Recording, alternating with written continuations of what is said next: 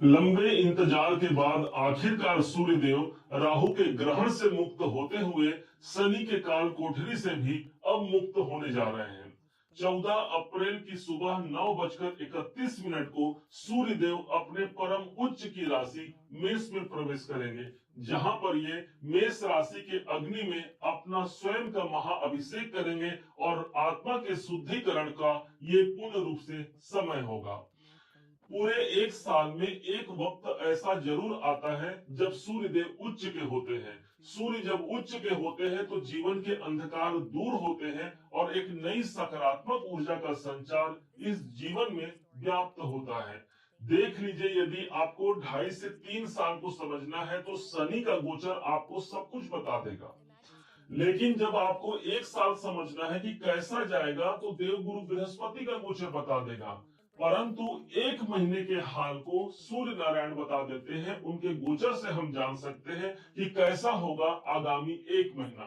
14 अप्रैल से लेकर के 15 मई तक के सूर्य देव उच्च के पोजीशन पर कुंभ राशि के ठीक तीसरे भाव पर अपना प्रभाव जमा करके रहेंगे।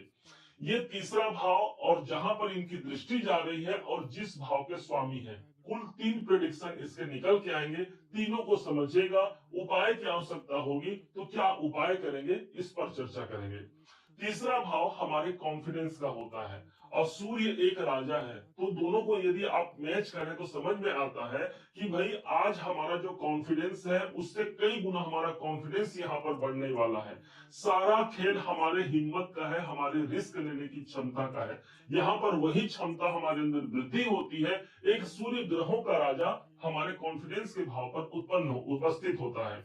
जीवन में यदि अधिक संघर्ष बने हुए हैं तो उन संघर्षों से अब मुक्ति का समय आ गया। अभी तक शनि सूर्य दोनों का कॉम्बिनेशन, दोनों एक दूसरे के आपस में कोई पॉजिटिव नहीं है। शनि यदि अंधेरा है तो सूर्य को हम प्रकाश कहते हैं। सूर्य यदि पूर्व दिशा है तो शनि पश्चिम दिशा है। पिता पुत्र होते हुए भी दोनों का कॉम्बिनेशन ठीक आपके धन भाव पर था, लेकिन अब धन भाव से कम वो दो अलग अलग शक्तियों का यहाँ टूटना आपके आर्थिक पक्ष को यहाँ पर मजबूतीकरण करता है।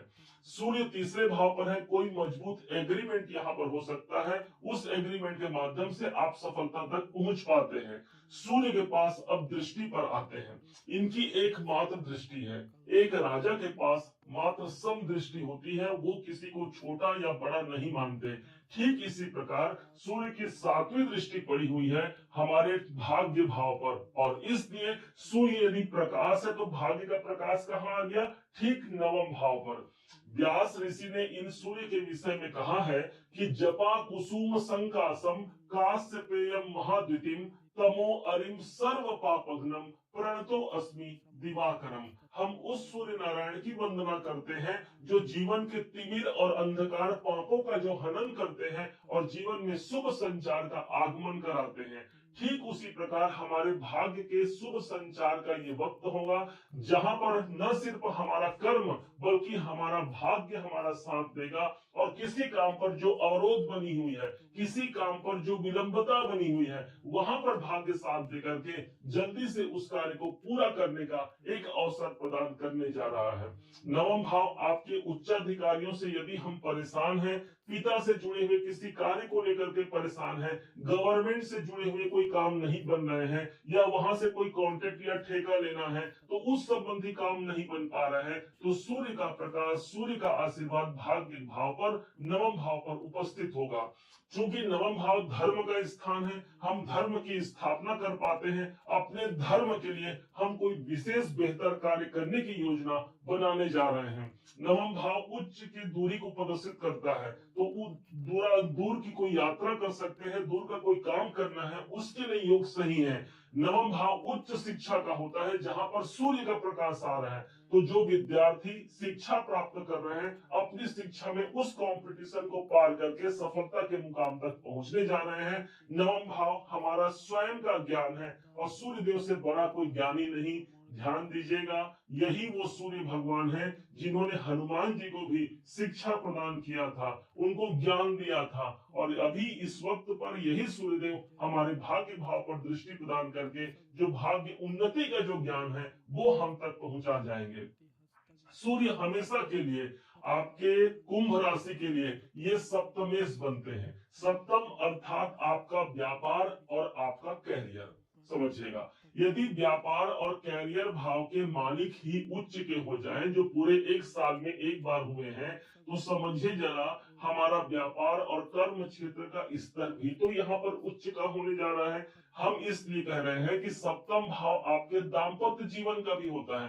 तो दाम्पत्य जीवन, व्यापार और कर्म क्षेत्र पर बड़ी सफलता के लिए एक अच्छा संकेत है। भाई बड़ी सफलता इसलिए क्योंकि सूर्य देव सप्तमेश होकर के उच्च के हैं। जिनके विवाह के रिश्ते फिक्स नहीं हो रहे हैं, बार बार किसी कुंडली में कोई दोष होता है, मांगलिक दोष हो या राहु या शनि की दृष्टि आ जाए, जिसके कारण से विवाह में विलंब होता है, लेकिन सूर्य की दृष्टि आ गई और बाकी जो सप्तम भाव के जो प्रकाश चाहिए हमको, जो वहां की ऊर्जा चाहिए, वहां तक हम पहुंच पाते हैं। भूलिएगा मत, यही वो सूर्य नारायण है जो केंद्र बिंदु है, और बाकी सभी नवग्रह इन्हीं की परिक्रमा लगा रहे हैं। बाकी सभी नवग्रहों को जो रश्मि मिलती है, जो ऊर्जा मिलती है, इन्हीं सूर्य के माध्यम से मिलती है। जिस प्रकार से भगवान गणपति की पूजन किसी पूजन के प्रारंभ में करने से वो कार्य निर्विघ्नता पूर्वक पूरा हो जाता है, ठीक उसी प्रकार किसी समस्या पर ग्रसित हो जाने से एक अकेले सूर्य भगवान की पूजा कर लेने से आप नौ ग्रहों को संतुलित करके अपने जीवन पर आगे बढ़ सकते हैं। कैसे सूर्य भगवान को नियंत्रित या इनके अनुकूल प्रभाव को लिया जाए, समझिएगा बड़े ध्यान से। यही वो सूर्य भगवान है जो आपके साक्षात पिता देव है। आपके पिताजी जो घर पर हैं, वो साक्षात सूर्य नारायण है। यदि पिताजी आपके प्रसन्न हैं, पिताजी आपको आशीर्वाद दे रहे हैं, तो कोई समस्या भी हो वो लंबे समय तक टिक ही नहीं पाएगी। और यदि कुंडली में सूर्य आपके अच्छे हो, बहुत अच्छे पोजीशन पर भी हो, गोचर लाख यहाँ पर उच्चता को प्रदर्शित करता हो, लेकिन आपके पिताजी के आंसू निकल रहे हैं, वो यदि पीड़ित हैं, तो समझिए कि वो बात नहीं बन पाएगी। ये सूर्य देव अच्छे होकर के भी, अच्छे गोचर पर आकर के भी वो परिणाम तक हमको नहीं पहुंच पाएंगे। इसलिए पिताजी के आंसू पोंछना, उनके सत्कार करना, उनका मान करना आपके इस सूर्य को वृद्धि प्रदान करेगा और वो फल तक हम पहुंच पाते हैं। पिताजी नहीं है तो पिता तुल्य जो व्यक्ति हैं, उनका मान सम्मान सदैव करिएगा।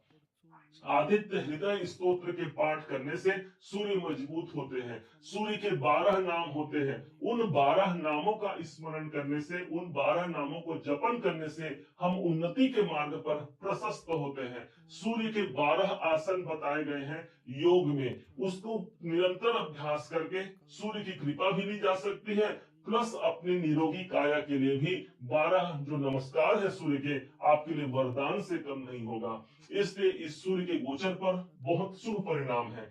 ध्यान दीजिएगा, जब भी सूर्य मीन राशि पर होते हैं तब ये खर मास हो जाता है। अब 14 अप्रैल को ये मेष पर आ रहे हैं, इसलिए खर मास की समाप्ति हो गई। और खर मास की समाप्ति का तात्पर्य ये हो गया कि अब मांगलिक कार्य की शुरुआत देश दुनिया में भी प्रारंभ हो जाती है। क्योंकि हमारे तीसरे भाव पर है, हमारे जीवन पर जो हमको शुभ और मांगलिक परिणाम चाहिए, उसकी शुरुआत भी इस सूर्य की कृपा से होने जा रही है। उम्मीद है आप सबने इसे समझा, आप सबने इसे जाना है। यदि आपने इसे समझा है, जाना है, और मेरे समझाने का प्रयास यदि आपको सार्थक लगा हो, मेरे समझाने का तरीका यदि आपको सार्थक लगा हो, तो हर बार की भांति इस बार भी अपना प्यार भरा लाइक और कमेंट करना कभी मत भूलिएगा। और हाँ, यदि अभी तक आपने चैनल को सब्सक्राइब नहीं किया है, सब्सक्राइब जरूर कीजिएगा।